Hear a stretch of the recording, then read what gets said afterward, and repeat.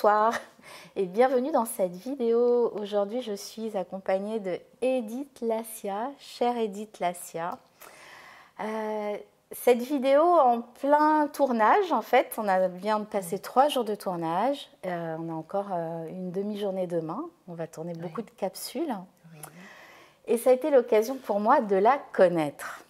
Et donc cette vidéo, c'est un peu pour la faire découvrir autrement. Alors déjà, je voulais dire, déjà un accueil exceptionnel dans ton lieu, un accueil que tu réserves aussi à tes clientes VIP et à toutes les personnes qui font des masterclass en fait et qui viennent à ton domicile. Donc déjà l'accueil, c'est cocooning. Et j'ai appris de toi beaucoup de simplicité en fait. J'ai découvert ta simplicité. Ta compétence, je la voyais, je la savais, on a beaucoup discuté par téléphone, on s'est déjà rencontrés.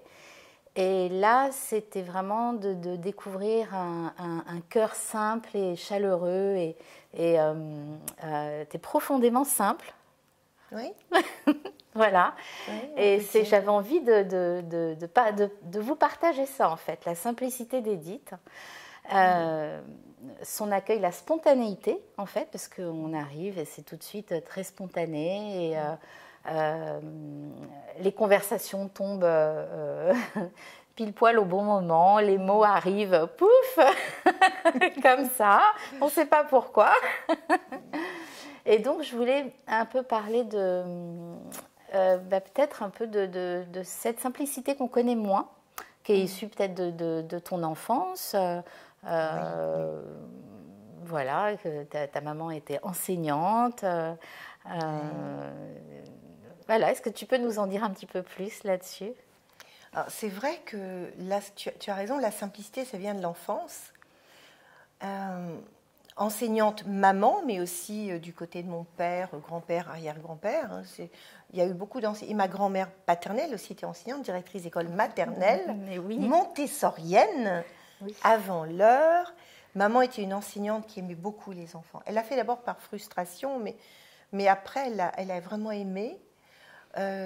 Papa était ingénieur au chemin de fer et c'est un homme qui était à la fois très simple et vraiment brillant. Et j'ai compris qu'on pouvait être à la fois quelqu'un hors norme et simple. Parce que papa, il parlait d'astrophysique, de physique quantique. Il était ingénieur, il dirigeait, je crois, 2 ou 3 000 bonshommes au chemin de fer. Et de temps en temps, il me disait « Pas possible, j'arrive à en diriger 2 à 3 000 et ma fille, j'arrive pas à la faire obéir. » Il me faisait beaucoup rire. Comme quoi, j'étais pas si soumise que ça. Et puis, en même temps, il avait de l'or dans les doigts. Tu as vu, par exemple, le fer forgé qu'on a dans le logis, la lampe dans l'entrée, c'est lui qui l'a faite à 80 ans. Il faisait de la marqueterie. Donc, j'ai eu la chance, en effet, d'avoir des parents. Puis ma grand-mère était maraîchère. Donc, on allait au marché, on faisait les courses, on faisait la cuisine ensemble, on faisait des vêtements avec maman.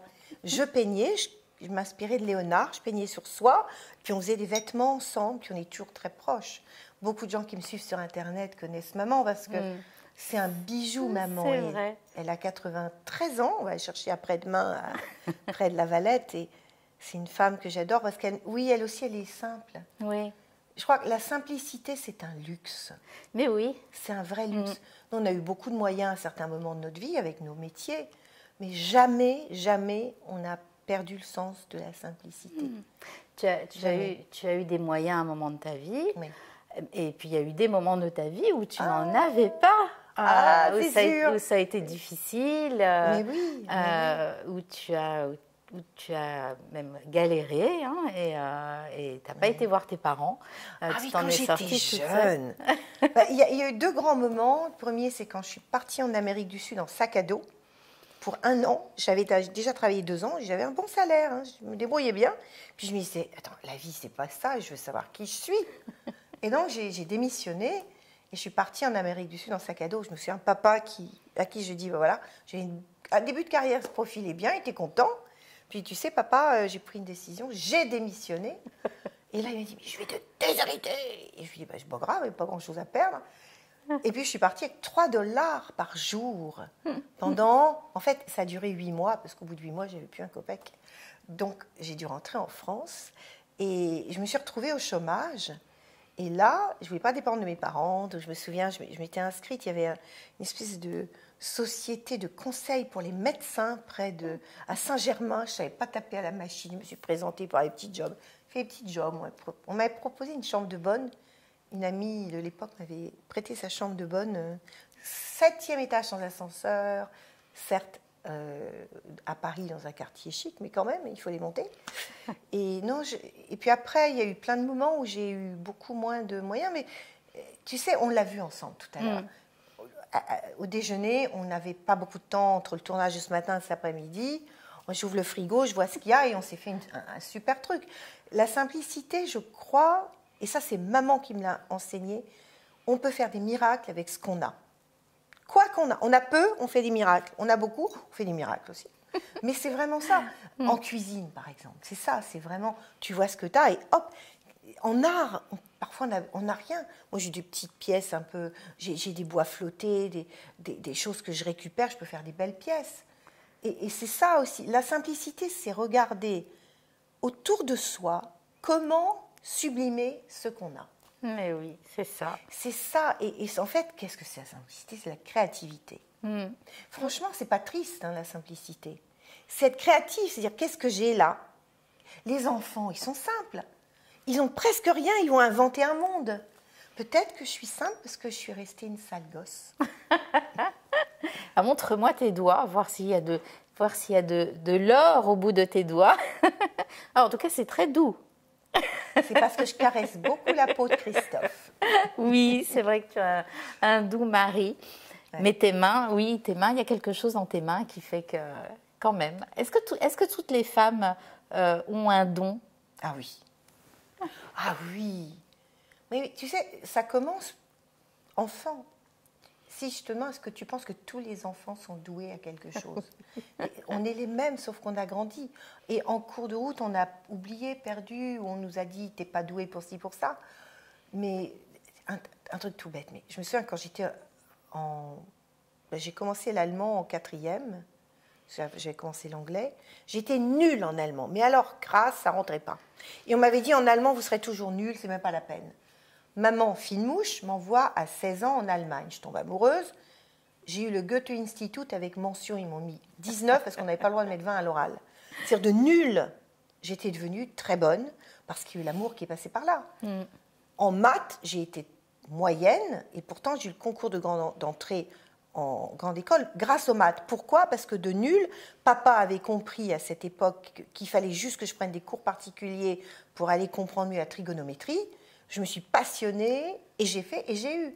Donc, la nullité n'existe pas. La nullité, c'est un moment de vie où on n'est pas en phase avec ce qu'on nous propose. Et ça, c'est important de le retenir. La nullité, c'est juste un moment de non-phase. Mais il suffit parfois d'un coup de cœur, de quelqu'un qui vous dit « j'y crois », d'une motivation et hop, on transforme. Ouais. Mais oui, on a toutes des dons. Toutes. Il n'y a pas une femme que je n'ai accompagnée, que ce soit dans mes programmes en ligne ou surtout en direct, qui n'ait à un moment révélé ou découvert qu'elle avait vraiment des dons.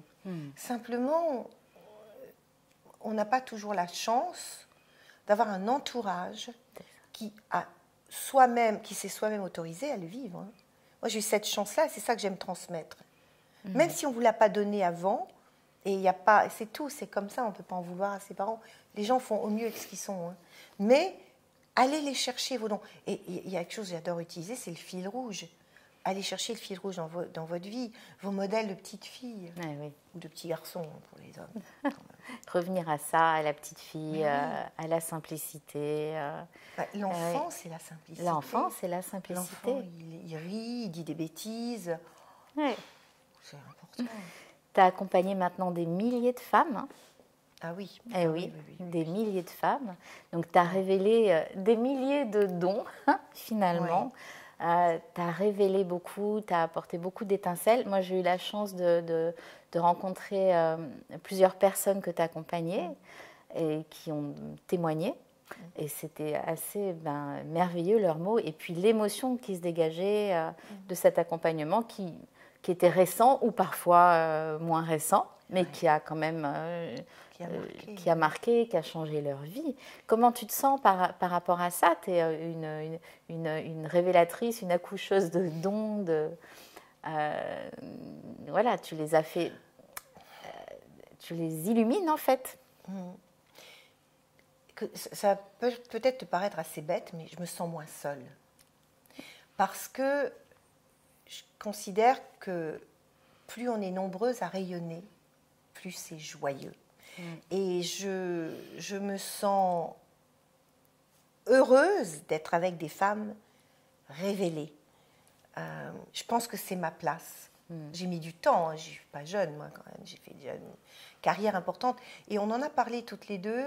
Au début, quand je suis arrivée sur le web, c'était un peu pour moi, pour me prouver que je pouvais faire une 4e carrière. En gros, c'était ma 4e carrière, parce qu'il y a eu le marketing, et l'écriture, l'art, le chamanisme et thérapie. Et tout d'un coup, j'arrive donc à une... Enfin oui, tout ça, ça fait même la 5e, si on me sépare comme ça. Et là, au début, je l'ai fait pour moi. Et très vite, je me suis rendu compte que ça n'avait pas d'intérêt de le faire pour soi. Et je t'avais raconté l'exemple, c'est que j'étais chez Tony Robbins en 2014, et il nous dit, quel est votre plus grand rêve? Et moi, c'était d'être sur scène. Et je fais la méditation, je suis sur scène, et ouf, 10 personnes, 10 femmes magnifiques montent avec moi. Et qu'est-ce que me disait mon être dans ma méditation? C'est, ok, tu veux montrer le chemin, mais vas-y à plusieurs. Et je pense que ma place, c'est vraiment de contribuer à ce qu'on soit nombreuses, à être des modèles, à être inspirantes, à changer le monde par le féminin. Et un féminin qui aime les hommes, attention. Oui, on réconcilie bien les hommes avec ce féminin-là, ce féminin, on va dire incarné, en tout cas issu de sa propre essence, en fait. Hein. J'aime bien le terme sa propre essence, parce que je pense vraiment, et ça j'ai mis du temps à oser le dire, je sais depuis que je suis toute petite, hein, j'ai toujours eu cette conscience-là, mais ça ne se partageait pas à l'époque. Et je pense que ce que j'ai compris, c'est que je pouvais m'autoriser à parler de notre essence, de notre être, de notre âme, ce qu'on appelle le higher self chez les Américains. Et ce que j'aime faire aussi d'ailleurs avec les femmes que j'accompagne, c'est vraiment qu'elles s'autorisent pleinement aussi, par l'enfant intérieur souvent. Moi je ne suis pas perchée, hein, c'est pas, pas du tout, ni gourou ni perché. Oui, ça c'est hors sujet pour moi. Ouais. Par contre, et c'est mon filleul autiste Maxime qui l'exprime très bien, il dit, tu sais, le chemin le plus court vers votre âme, c'est votre enfant intérieur. Et moi, ce que j'adore faire, c'est revenir à l'enfant intérieur, parce qu'il est source de créativité et de simplicité, et c'est le plus proche de notre source. Et donc, ramener les femmes à leur enfant intérieur, et donc à ce contact avec leur être. Et je ne parle pas de choses perchées du tout. Je suis très dans la matière. Je vis dans quelque chose qui est dans la matière. C'est un lieu ancien. Il y a de la pierre. Je suis très enracinée dans la nature, très dans la verticalité. C'est très profondément ancré. Et après, tu peux te relier. Mais si tu te relis là-haut sans t'ancrer, cata. Cata absolue. Donc, c'est vraiment ça. C'est aider les femmes. Et j'ai compris que ma place, c'était de prouver qu'il est possible d'être dans la matière, c'est-à-dire de réaliser des choses concrètement, pas avoir peur, par exemple, de l'argent. Il y a beaucoup de femmes qui ont des problèmes avec l'argent. Il n'y a que depuis 1980 qu'on en parle. Oui, avant, on n'avait pas le droit à des chéquiers indépendants, etc. Donc, ça, et être dans la spiritualité. Ça, c'est vraiment mon credo profond. Et je suis là pour dire c'est possible d'être multi-leader VIP. Quand tu dis VIP, pour moi, ce n'est pas very important person, hein, du tout, du tout. C'est visionnaire, inspirante et plurielle. On peut être pluriel. On peut être artiste, maman, amoureuse, femme d'affaires, aimer faire la cuisine, avoir des super bonnes copines, être hédoniste. On est pluriel. Et oui, on peut être très simple et élégante comme tu l'es. Mais oui. Mais oui. Mais oui.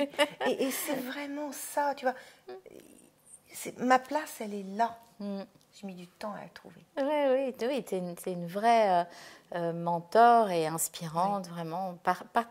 Tu as aussi quelque chose de très, t'es très, très féminine et c'est tellement agréable. Je vois comment, quand on va faire des vidéos, comment tu te prépares pour t'offrir, en fait, à toutes ces femmes qui vont mais venir. tu me guides bien.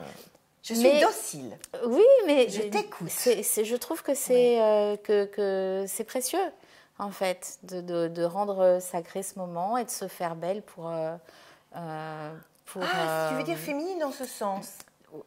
Oui. Mais merci maman. Oui. Maman était élégante, pourtant elle était simple, encore une fois, mais elle portait des chapeaux, elle avait ses poudres.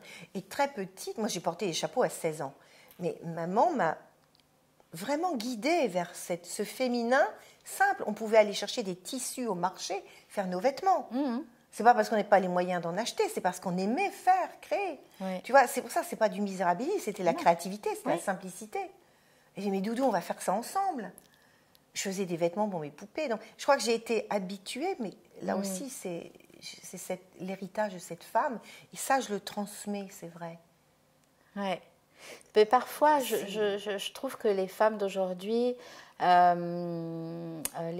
jeunes femmes vont pas oser autant de féminité, en fait, de peur de créer une image un peu différente. En fait, parfois, elles prennent ça trop au sérieux, alors que c'est un jeu. En fait, là, moi, je te vois avec les différentes couleurs qu'on a osées, tes colliers, et c'est jouer avec les couleurs, c'est à chaque fois créer dans la tenue, c'est à chaque fois vraiment... c'est jouer. C'est jouer, vraiment, tu joues à chaque fois avec ça, avec ta façon de te maquiller.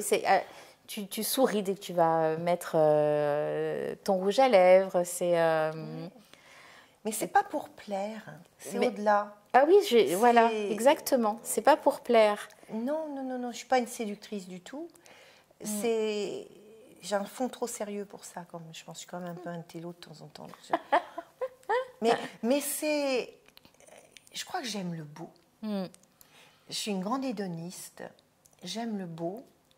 Et le beau passe par le beau sur soi. Ouais.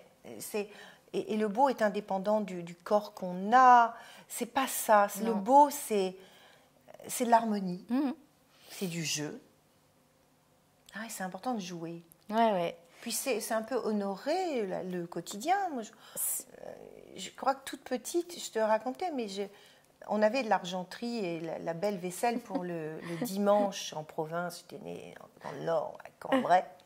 Et on avait une salle à manger du dimanche. Et toute petite, je disais en pleine semaine à mes parents, mais j'avais 6 ans, allez, on va faire un bon feu de cheminée, des rôtis au maroilles dans la salle à manger du dimanche. Papa, tu mets de la musique et on sort la belle vaisselle. Et mes parents ne comprenaient pas parce que pour eux, le week-end et le reste. Mais j'adorais ça. Je pense que je suis tombée dans la marmite de l'hédonisme quand même. C'est-à-dire que c'est ça aussi, tu vois. C'est vraiment se dire chaque instant est précieux. Oui. Et c'est mettre de la beauté dans l'instant. Il n'y a pas des moments de beauté et des moments de non-beauté. C'est un regard. À midi, on a fait en vitesse, on a quand même fait une belle table. Ah oui, la table et était très hier soir, belle. j'avais envie vraiment de vous faire plaisir. Et j'ai sorti toute la très belle vaisselle pour vous. Oui. Pourquoi? Parce que j'avais envie de vous faire ce cadeau. On a sorti quelque chose que j'utilise là, par contre, moins souvent, parce qu'il faut le faire à la main. La vaisselle à la main. Mais je l'ai fait parce que c'était aussi une façon de vous honorer. Donc le beau, c'est ça aussi, c'est honorer l'autre. C'est honorer. C'est rendre sacré un moment et en même temps dans beaucoup de joie. Ce que j'apprécie beaucoup dans ton élégance, dans ta féminité, c'est aussi toute l'originalité que tu vas mettre. Et finalement, avec des matériaux très simples, mais tu vas, mettre une couleur, et puis oser quelque chose et d'être vraiment, vraiment très original. Tu ne copies pas, en fait. Ah non. Tu ne copies pas, c'est pas parce que tu as vu ça dans un magazine, tu as À chaque fois que tu vas t'habiller, ça va être inspiré de quelque chose, je ne sais pas, du soleil qui se lève, de la température de l'eau de ta piscine quand tu y plonges le matin, je ne sais pas. 9 degrés ce matin. Voilà, 9 degrés ce matin. J'ai quand même, Edith est arrivée quand même dans la petite maison juste à côté en peignoir, parce qu'elle va nager nue. On est en plein mois de décembre, on est juste avant les fêtes, donc à 9 degrés.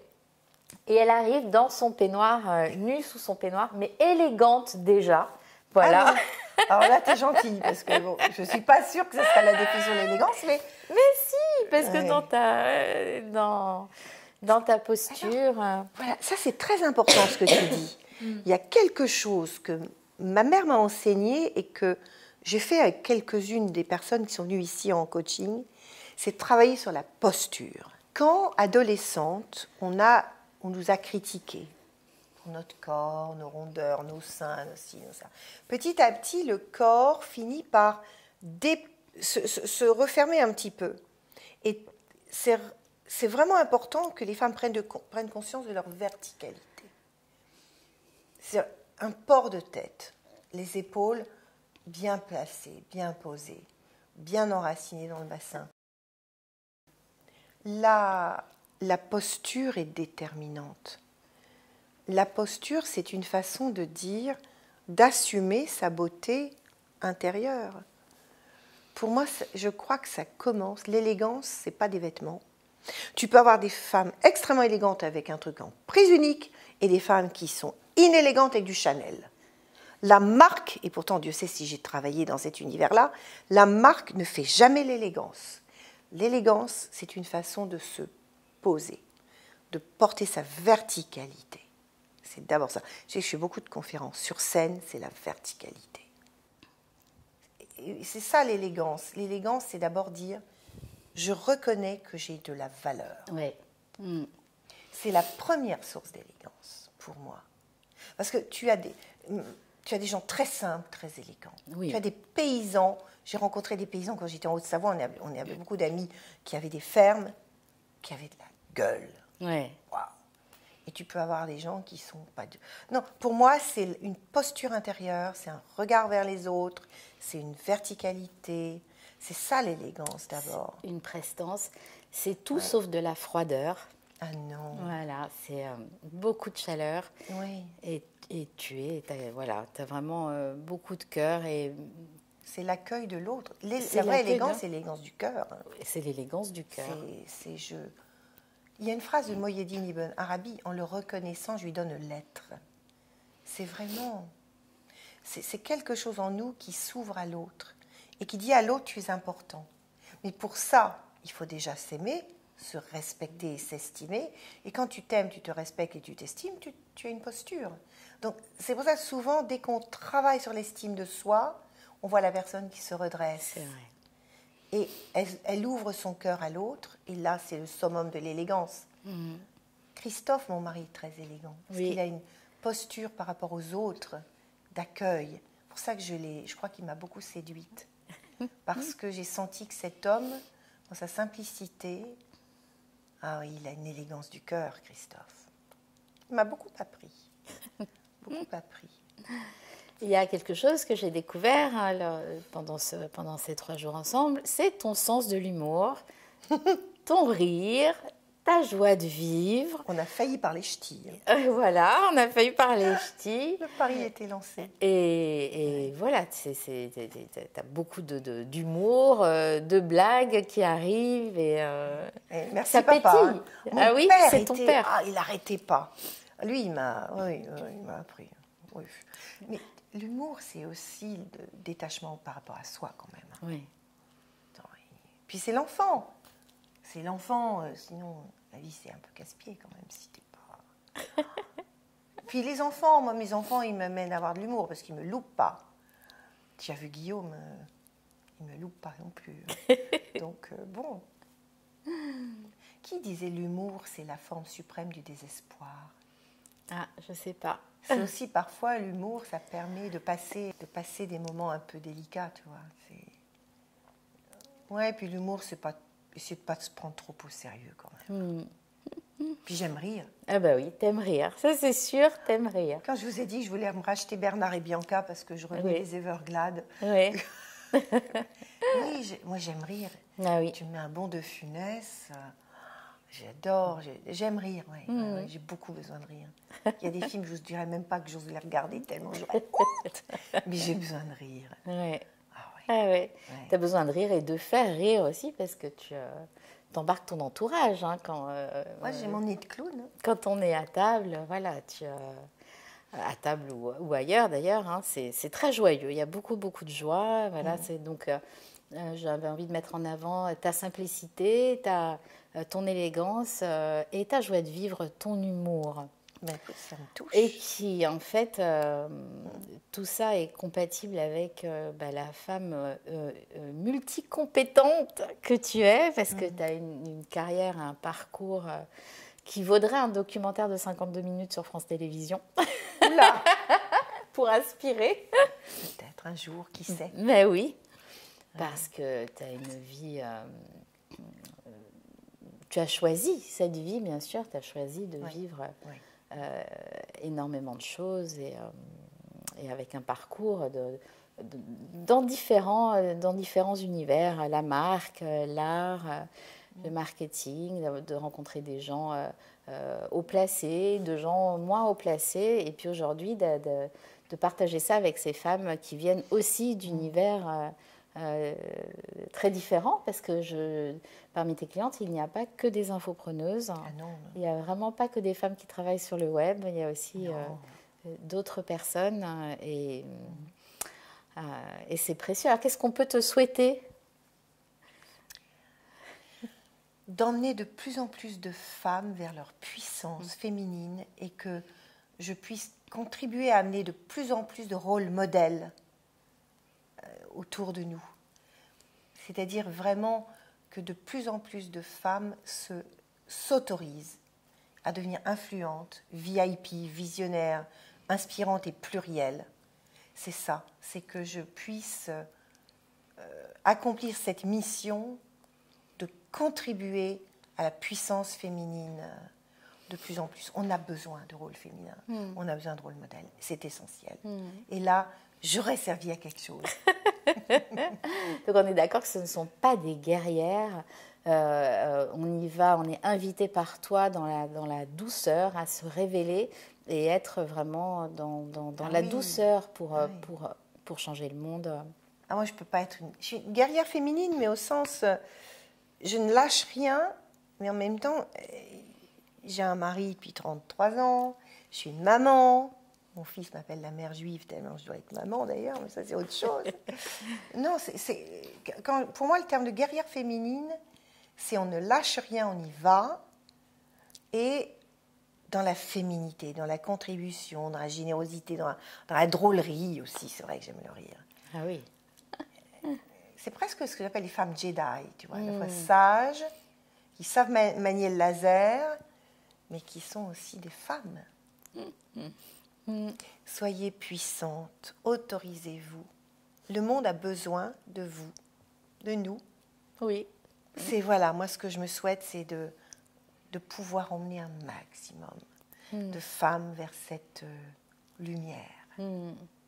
Et ça fait une belle communauté. Et puis quand on regarde ta chaîne YouTube ou ta page Facebook, tous les témoignages incroyables, c'est vraiment une communauté de femmes qui sont passées entre tes mains, avec de l'or au bout.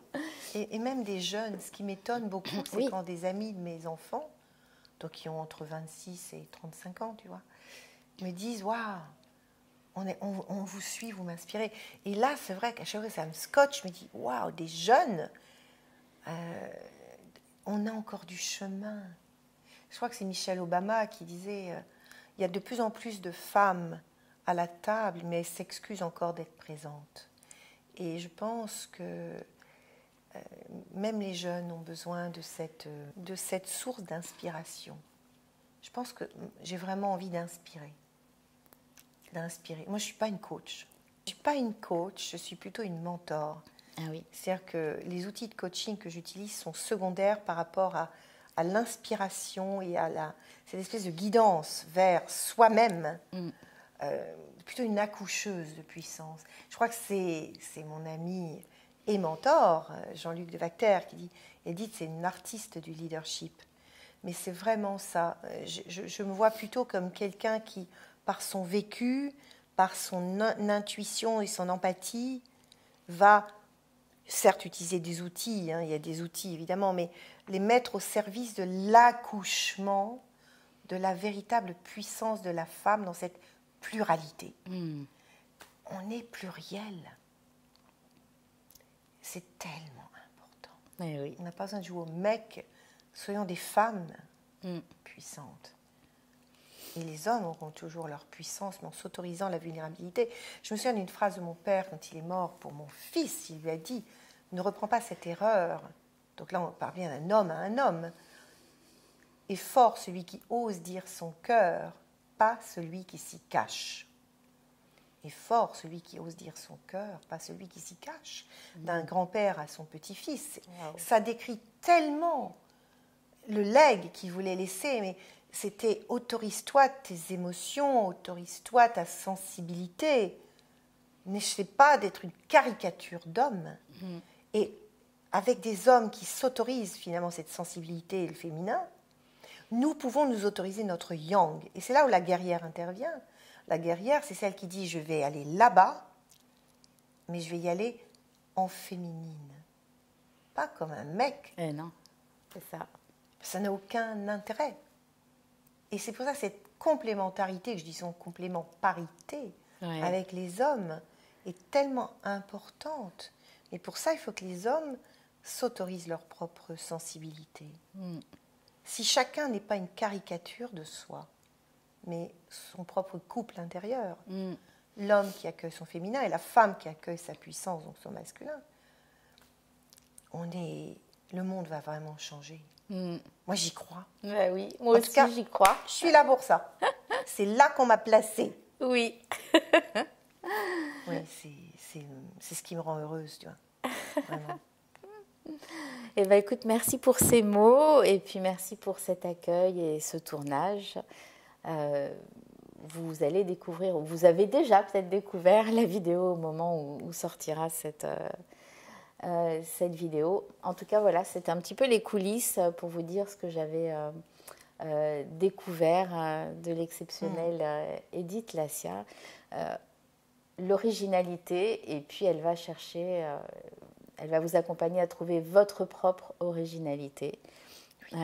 Voilà, inspirante, mentor, mais surtout on ne copie pas. Non. Et tout ça dans la joie, la bonne humeur, et puis dans un lieu magique. Voilà. Merci. Puisque c'est ce qui est inspirant aussi, c'est que la vie que tu as, le domaine que tu as, en fait, tout le monde pourrait choisir d'avoir cette vie et de vivre autant de choses. Oui. Voilà.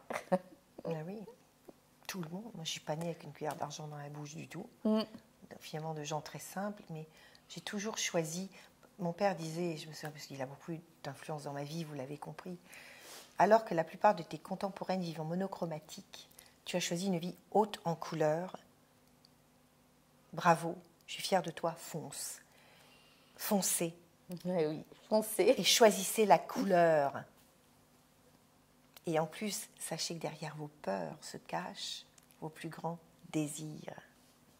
Derrière vos peurs, vos plus grandes peurs se cachent vos plus grands désirs. Ne l'oubliez pas. Donc, gardez vos peurs comme un chemin, une carte de lecture de ce qui profondément en vous anime. Mais il y a tellement à dire là-dessus. Tellement. Il y a tellement à dire, mais on est obligé de couper quand même. Parce que c'est vrai qu'on pourrait faire une vidéo de 12 heures, hein, ça ne nous embêterait pas, finalement. On pourrait se faire une petite télé avec les inspirations d'Anne et Edith. Voilà. Oui. Mais bon, on va vous laisser. Merci beaucoup de nous avoir suivis. Merci beaucoup, Edith. Merci, Anne, pour ton retour aussi, ton regard, parce qu'on ne se voit jamais aussi clairement que dans les yeux des autres. Et bien, à bientôt. Ciao. Ciao.